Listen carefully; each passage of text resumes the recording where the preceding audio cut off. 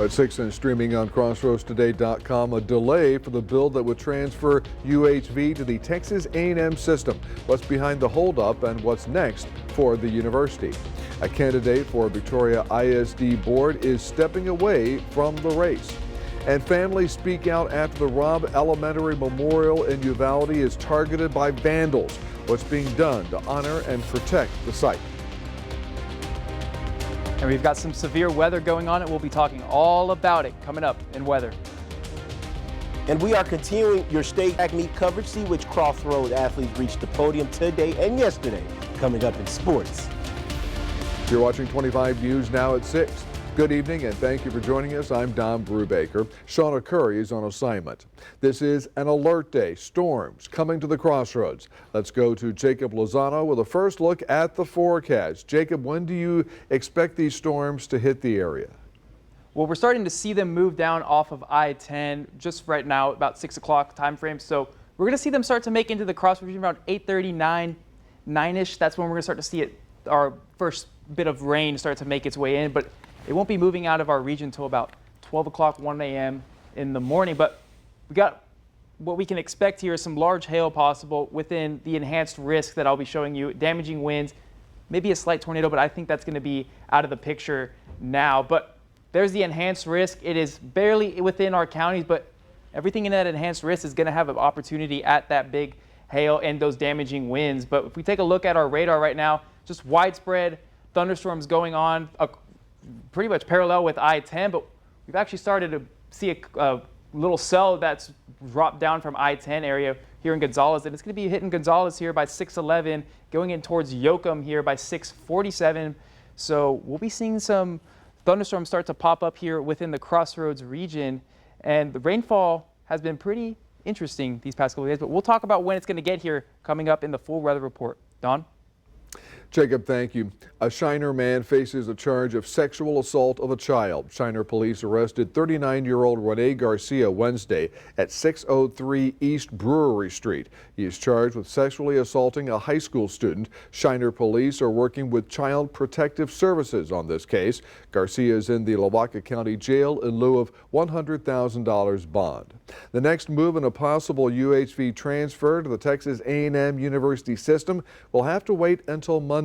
That's when House Bill 5150, the bill transferring the University of Houston Victoria to the A&M system, will be heard on the House floor. It was scheduled to be heard today, but due to a weather alert, the House of Representatives adjourned for the day.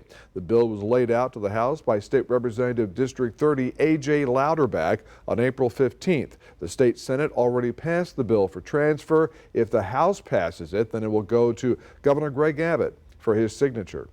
Election day in the Crossroads comes tomorrow. In Victoria, voters will decide on a venue tax that would fund a portion of revenue needed for community center renovations. If passed, the venue tax will create a new 5% vehicle rental tax and raise the hotel occupancy tax from 7 to 9%. The renovations to the community center would include a new event arena, and it upgrades the existing building. Last week, the American Car Rental Association sent out a mailer encouraging people to vote no on this Proposition A, saying it raises unnecessary funds for vanity projects and does nothing for roads or public safety. In the city of Victoria's mayoral race, incumbent Mayor Dwayne Crocker is facing a challenge from Jacob Sauceda. Crocker, a Victoria native and attorney, previously represented District 3 on City Council. Sauceda, also a Victoria native, is a former mayoral candidate making another run for the office. In the race for Victoria's District 6 seat in the Victoria ISD, incumbent Margaret Pruitt is running against Andy Rokovich. Pruitt, a legal assistant and school board vice president, is active in local church and community service. Rokovich, a longtime resident, has a history of involvement in local politics, previously serving as president of the Young Republicans. Kristen West, a Victoria ISD board candidate for District 7, dropped out of the race 2 days before Election Day. West emailed the school district administration office Thursday to let them know he now has to concede the race. West said he is having to step away from the election because of a personal family matter that requires him to leave the state for a prolonged period of time. West said this absence would keep him from being able to serve as a trustee if elected. Don't give up hope. Believe in the future of our kids because we are in good hands. Margetta Hill, the Victoria County Elections Administrator, said if West appears to be the winner of the May 3rd election, they will have to organize a special election to be held at a later date. 2 candidates are now vying for the open District 7 seat on the Victoria ISD board. Joshua Moore and Michael Costello are running to replace board president Mike Mercer, who is not seeking re-election. Residents of Bloomington are also voting to decide whether to incorporate their community. A petition including the entire town was approved by Victoria County Judge Ben Zeller on September 20th, 2024, allowing the incorporation question along with the selection of a mayor and 2 city commissioners to be placed on the ballot. There are a number of area races we'll be watching Saturday. The polls are open in Victoria at 34 locations from 7 a.m. to 7 p.m. Join us for the very latest Election Day coverage right here on 25 News Now and on our website, crossroadstoday.com. This brings us to our viewer poll tonight. Why do you think May elections have such low turnout? Could it be lack of awareness, or maybe not enough important issues, or inconvenient timing, or other? And right now, other is in the lead at 43%. If that's your choice, leave a comment to let us know more. The voters speak. Robert Soto from Victoria says voter apathy. Donnie said too many elections per year. We want to hear from you. Visit crossroadstoday.com/vote to take part, and we'll have the latest results on 25 News Now at 10. Now the Texas House is considering a bill to do away with May elections, which have the lowest turnout of any election. To read this full Texas Tribune article, visit our website, crossroadstoday.com. The number of Texas measles cases rises to 683. That's a jump of 20 since Tuesday. On Friday, 3 counties reported their first cases. State officials say 6 new cases of measles were reported in El Paso. State officials report 89 patients have been hospitalized. Most of the cases continue to be minors, with 448 being under the age of 18, and 201 of those cases were under the age of 5. State officials say 14 additional measles cases were reported that are not connected with the West Texas outbreak. Later this month will mark 3 years since 19 children and 2 teachers were killed in a mass shooting at Robb Elementary School in Uvalde. Memorial crosses, which bear the names of the victims, now stand outside what has become hallowed ground. But police say that memorial was recently vandalized, and they are now looking for those involved. The families of the victims say the damage is hurtful. And what kind of person are you that wants to run around and disrespect the dead? Seeing the destruction is devastating. It's not about the wood that goes into building those crosses. It's not about the paper that the pictures are printed on. It's about none of that. It's the symbolism. Brett Cross is Uzziah Garcia's guardian, one of the 21 killed at Robb Elementary in May of 2022. When was the last time that you've been here at this site? It's been a while. It's hard to come to Robb. It's hallowed ground. People come to pay their respects and reflect. These children, these teachers, they were what made this world good. It's why Cross can't understand who would do this. It's just horrible. It's just horrible. I mean, I can hear it in your voice. It's painful. Yeah, like I said, have our children not gone through enough? And I know that they're not here to know what's going on or anything, but we still are. Uvalde Police Chief Homer Delgado believes the vandal hit between 11 Wednesday night and 6 this morning. This is the first time. We never imagined that anyone would be so callous to do something here at this location. Since the day of the shooting, DPS has had a trooper sit outside of the property, keeping an eye on the building and the memorial. Whose job is it to make sure that nothing happens to Robb Elementary and the memorial here? So, you know, it's everyone's job. Ultimately, it's mine. As for Cross, he hopes whoever did this reflects on the legacy of who the memorial represents. The former mayor of Uvalde, Don McLaughlin, now a state representative, is offering a $2,500 reward for information leading to the arrest of those involved. A portion of J2 Ranch Road is closing for utility work. Monday, drivers using J2 Ranch Road between Highway 77 and FM 444 will need to find a detour. That section will be closed from 8 a.m. to noon to replace culvert pipe. Remember to subscribe to our YouTube channel, Crossroads Today. Hit the like button and click the notification bell. Then you can see Crossroads Today on YouTube. A new military zone is established on the Texas border. How it changes immigration enforcement. That's coming up on 25 News Now at 6. Also, the question of whether guns should be allowed in private schools. Lawmakers weigh new proposals as parents and advocates speak out. This week on Community Crossroads, how your ideas could help transform Victoria. From constable to fire marshal, Richard Castillo looks back at his service to the county. If you have a baby on the way, don't miss these must-know mom tips. We'll have summer fun with the YMCA. And who's faster, cops or kids? The kids have a load of fun. They're getting to work with the officers, you know, for a common goal. And the officers have just as much fun as the kids do.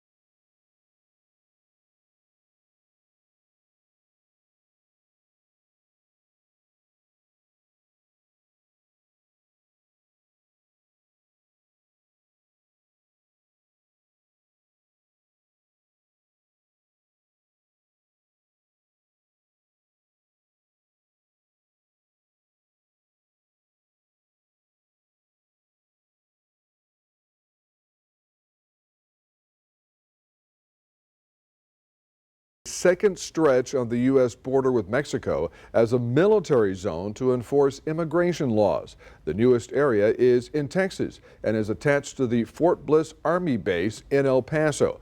Like the first zone established last month in New Mexico, military personnel are authorized to take custody of people who illegally cross the border until they are transferred to civilian authorities in the U.S. Department of Homeland Security. President Trump is looking past Boeing's Air Force One program at Port San Antonio for a new plane. He's turned to a smaller aerospace firm, L3 Harris Technologies, to fix up a used plane for him to use by the end of the year.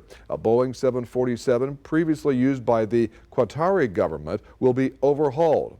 Boeing continues working on a pair of new jets it's been working on since the first Trump administration. North Carolina lawmakers are considering a bill to allow concealed carry of guns for private school teachers. As the sense of security wavers, our educators, our teachers, our students do not feel safe. State lawmakers are looking for protection in private schools from the community, which may not have the money to put towards professional security. It's only common sense that when a bad guy shows up with a gun, you don't want to bring a knife to a gunfight or a stick. You want to bring a gun. That's what these two bills are proposing in North Carolina's private schools. Each bill requires the gun holders to have written permission from school leaders and a valid concealed handgun permit in order to carry on school grounds. Multiple lawmakers pointed to the 2023 Nashville shooting that killed 6 people. Reverend Mark Creech works with Christian-driven advocacy nonprofit Return America. He says this isn't about pushing extended gun rights. It's really about making sure that you have a good defense against an evil defense. The Senate bill specifies that the gun holder should be a school employee or volunteer. It also requires annual training. It's not just anybody in that school who'll be there to meet that threat. That's something Rachel Brady appreciates as a mom to children in private school. I like that there are protections in place. But people like Ann Enberg, I'm just really disappointed. worry about adding guns to school environments, especially during the very emergency situations Republicans are referring to. Because it's very hard to respond well in that situation. Even our law enforcement can't always get it perfect. The Department of Health and Human Services is investing $500 million. It hopes to create a universal flu vaccine. The plan is to create a universal COVID-19 and flu shot that won't require updates. Currently, the flu and COVID-19 vaccines, which are given separately, are updated every year to best fight the active strains of the viruses. Government officials say vaccines developed under Generation Gold standard could help prevent the next pandemic. The project hopes to develop a shot that can also protect against bird flu. Hurricane season starts on June 1st, and there are a lot of dark clouds hovering over the National Weather Service. The nation's forecasting agency lost nearly 600 staffers since President Trump's second term started in January, leaving some bureaus short-staffed. Some of the offices with vacancies are in major areas, including Houston, New York City, and Tampa. Some meteorologists are concerned potentially life-saving warnings could be broadcast too late or that inaccurate information could be sent out to the public. Hey, we have a meteorologist here. How concerned are you, Jacob? I'm a little bit concerned for sure. We'll see how that progresses. But right now, we have a little severe thunderstorm that is moving eastward here around Hallettsville, just crossing there in Gonzales right now. But there's the time frame of where it could hit 640 there in Shiner. So we'll continue monitoring this, and we'll have more after the break.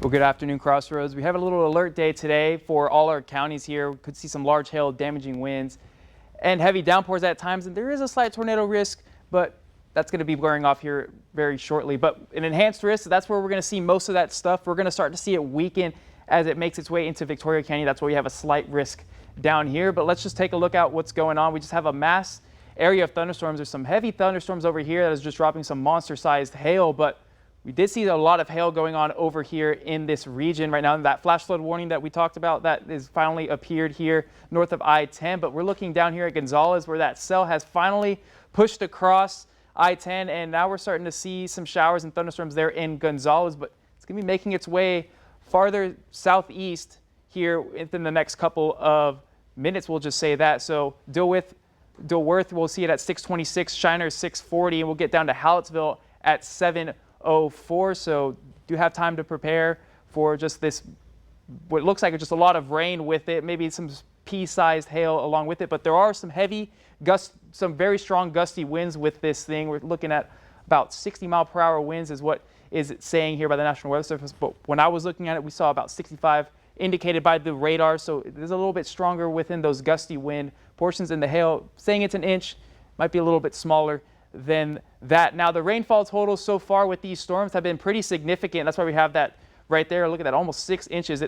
Those showers have just been stuck up there on I-10, and we're going to see how much we get here in Gonzales when it starts to move out of the way. So that's what we're looking at the last 6 hours. But here's what we're looking at for our future tracker. By 8 p.m., we're going to start to see it make its way into Cuero, following its way down I-37 into Karnes City. And it's going to start dissipating here and start breaking apart here. So we're starting to see Victoria not going to see as much of that severity as we're seeing well north of us, but we still are going to see some pockets of severe weather throughout the Crossroads region there in Cuero as well. But can't rule out that thunderstorm just yet here in Victoria. By midnight, we're going to see that thunderstorm continue. We can see a cell pop up, but looking like some severity down there on 37. But by 2 a.m., we're going to be out of the clear here in Victoria. We'll talk about more with Port Lavaca as we go through 3 a.m. But by 4 a.m., it'll be all out of here in the Crossroads region, and we'll actually get to enjoy some nice, lovely weather here for this weekend. We would have that northeasterly wind start to blow through here in the region. So for your daily planner here in Cuero, we're going to be seeing 66 degrees for our morning. It's going to be a little bit on the cooler side. We'll get up to 81 degrees with those northeasterly winds blowing out throughout the day, and start to get that sunshine starting to come back up out into the afternoon time as well. Here in Victoria, start off a little bit cloudy, but we'll get those northerly winds blowing, get up to about 81 degrees, and the sun will start to appear once again here. But it's a little 20% chance here Saturday, 59 degrees as our morning low Sunday, but 40%, 50%, another 40% here Monday through Wednesday. Start to see another front start to push its way through. It's going to be a bit of a cooler week for us here, but rain chances are still looking promising in our forecast. So we'll continue to monitor the situation as the day progresses, and I will continue to watch it with y'all for tonight. Now, don't forget to scan the QR code for more news, weather, and sports. And here's Don. Thank you, Jacob. Ray Robinson is here, and he's on the fast track to the state track meet. Thank you, Don. I like that. Refugio and Goliad High School representing their schools in track. See which athletes we're talking about and more coming up in sports.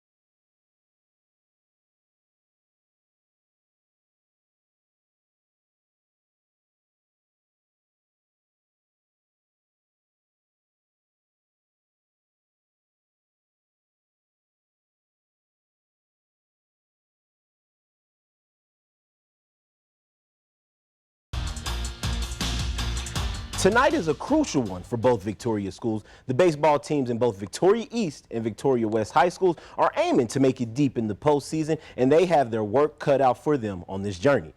Both opponents for the Titans and Warriors are battling top 3 teams in their said districts.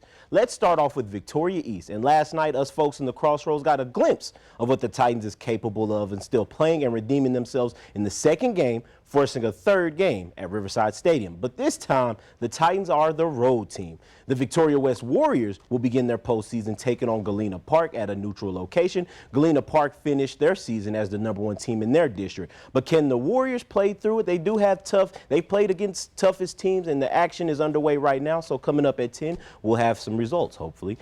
And on to Jackson County as they are battling another team in the Crossroads in the Refugio Bobcats. Yesterday's matchup saw the Indians walk away with the impressive victory, final score 10-0. Both teams will get a 2-day break before they head back to Hallettsville, and the game 2 will be on Saturday at 3 p.m. and a third game will follow if necessary. And continuing your state track coverage, and we're talking about Goliad. Two athletes we've covered in the past making their way to state, and both these schools' athletes broke records for the school. Starting off with Cord Zamzord, he finished second in the 300-meter hurdles with a time of 37.41. Big congrats to Cord on the silver. Then Kiana Lee finished third in the 100-meter dash, recording her time with an 11.8. And let's take you to Refugio, and there's recently Abilene Christian University Refugio senior Sierra Tilley showcasing why she was a top prospect in discus. She finished first, throwing for 150 feet and 1 inch. Tilley also finished second in shot put, throwing for 41 feet and 9 inches. And the UHV baseball team are taking care of business down in Sterling, Louisiana. At least they are, but can't say the same for the weather, Jacob. You might need to help me out on that. But they are currently participating in the Red River Athletic Conference Tournament. The first matchup saw the Jags come out successful. Final score, 6-5. The Jags are now in the winner's bracket, preparing to take on Louisiana Christian on Saturday at 1 p.m. However, due to the rain, this game is looking like it's going to possibly have a late start. And Crossroads, it looked like we're really preparing to see another chapter in the San Antonio Spurs basketball. Today, Spurs head coach Greg Popovich has officially announced that he will be stepping down as the head coach. Remember, guys, back in November, he suffered a stroke and was out indefinitely. Today, he announced that he will not be returning as the head coach, but will resume as the head of basketball operations. Popovich served as the head coach for the Spurs from 1973 and is calling it a career in 2025.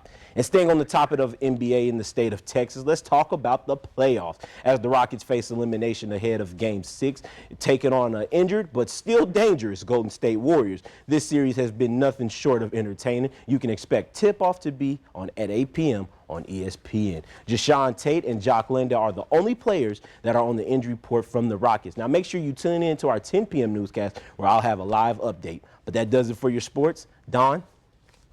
Ray, thank you, and we're back in a moment. This Sunday is a big day for fans of one of the biggest movies ever.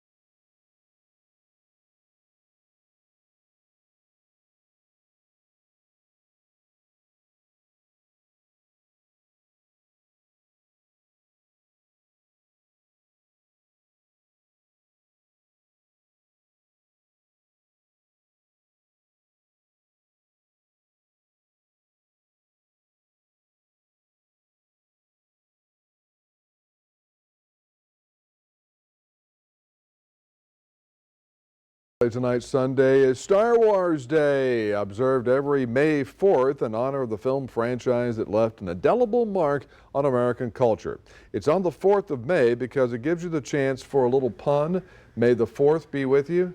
You get it? Yeah? Okay. The play on words is a nod to arguably the most famous Star Wars quote, "May the Force be with you. The Star Wars live-action film franchise began with the 1977 blockbuster movie starring Mark Hamill, the late Carrie Fisher, and Harrison Ford. So how many Star Wars movies have you two seen? How many movies are there? 9? Maybe 3. 9. You've seen 3. I believe so. I haven't like just sat down and just binge watched all of them. Okay. No, I get Star Trek mixed up, so I have to realize that I've watched Star Trek more than I've watched Star Wars. That's okay. But no Star Wars. Oh, no, you've never seen a Star Wars movie? Never seen a Star Wars. Oh, my gosh. So may the 4th be with you on Sunday, right? Absolutely. I might start something. And Jacob, may the hail avoid Victoria, please, tonight? Yes, it's starting to look like that, to be honest with you. We're starting to good. see kind of just dissipate as it gets into Victoria, but we're looking at this storm right now that is moving eastward. So if your city is on that list, that's the time frame for it. But those next 7 days, let's just say rain is still in our forecast, but it's going to be pretty cool. We're going to be in the mid to low 80s for the week. We're going to continue to see a northerly wind through the weekend, 59 degrees as our low. So, and just get that hail out of here. Get it out of here. No, we don't need that. Thank you, Jacob. Thanks for joining us. We'll see you tonight for 25 News Now at 10.